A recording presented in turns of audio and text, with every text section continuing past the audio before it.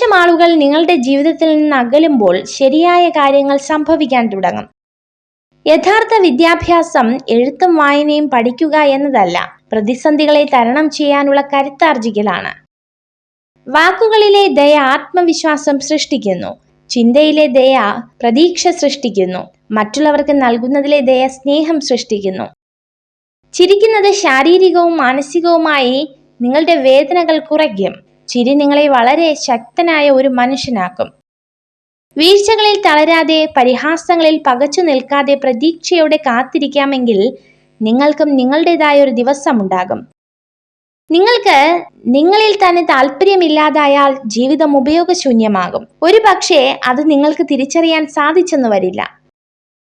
എനിക്കെല്ലാം അറിയാമെന്ന ചിന്ത വന്നു തുടങ്ങിയാൽ അവിടെ തുടങ്ങും നമ്മുടെ പരാജയം. വിജയത്തിലേക്ക് മുൻവിധികളില്ലാതെ യാത്ര ചെയ്യുക. വിജയിക്കാനുള്ള ആഗ്രഹം, നേടാനുള്ള ഇച്ഛാശക്തി, മുഴുവൻ കഴിവുകളും വിനിയോഗിക്കാനുള്ള ത്വര, ഇവയാണ് വ്യക്തിഗത മികവിന്റെ വാതിൽ തുറക്കുന്ന താക്കോലുകൾ.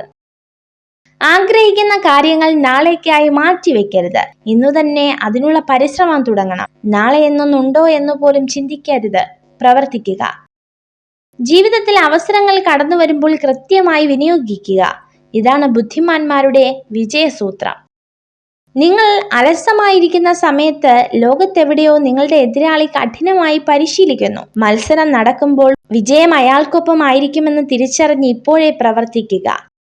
കാട്ടുതീ ചന്ദന മരത്തെ പോലും കത്തിച്ചു കളയും. അതുപോലെ ദുഷ്ടനായൊരു വ്യക്തിക്ക് അവരുടെ ജീവിതത്തെ നശിപ്പിക്കാൻ സാധിക്കും.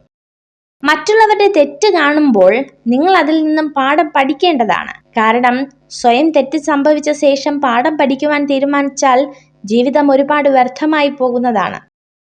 മിണ്ടാൻ ആരുമില്ലാത്തപ്പോൾ തേടി വരുന്നവരല്ല, മറിച്ച് മിണ്ടാൻ ഒരുപാട് പേരുള്ളപ്പോഴും നമുക്ക് വേണ്ടി സമയം കണ്ടെത്തുന്നവരെയാണ് ചേർത്തു പിടിക്കേണ്ടത്.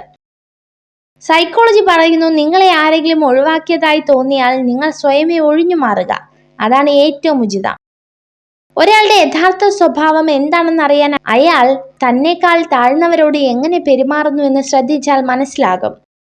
മനസ്സിലാവേണ്ട കാര്യങ്ങൾ മനസ്സിലാവേണ്ട സമയത്ത് മനസ്സിലാവില്ല. പിന്നെ മനസ്സിലായി തുടങ്ങുമ്പോഴേക്കും ഒരുപാട് വൈകിപ്പോകും. അതാണ് ജീവിതം. നിങ്ങൾ ഈ വീഡിയോ കണ്ടതിന് നന്ദി. ഇതുപോലുള്ള കൂടുതൽ വീഡിയോകൾക്കായി ചാനൽ സബ്സ്ക്രൈബ് ചെയ്യൂ.